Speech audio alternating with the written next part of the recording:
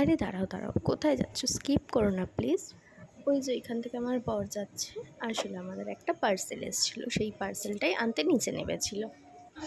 পার্সেলটা হয়ে গেছে নেওয়া, আবার প্যাক করছে। এই যে লিফটে করে চলে আসছে আবার রুমের দিকে।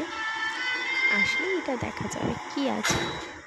তখন যেন তো আমার মাম্মামের খুব জ্বর হয়েছিল, ওই জন্য চোখ মুখগুলো একেবারেই শুকিয়ে গেছিলো, দেখলে খুব খারাপ লাগছিল। তো যাই হোক, সাথে সাথে পার্সেলটাও এসে গেছে। তো আমার বর দেখো ওপেনিং করছে। তোমাদেরকে সবটাই দেখাবো কি আছে পার্সেলের মধ্যে, তার জন্য একটু ওয়েট করতে হবে। দেখো ভিতরে একটা বক্স ছিল, বক্সটা বের করলাম। এখনই কিন্তু তোমাদেরকে দেখাবো না যে প্যাকেটটার ভিতরে কী রয়েছে, কারণ মা এসেই এটা ওপেন করবে।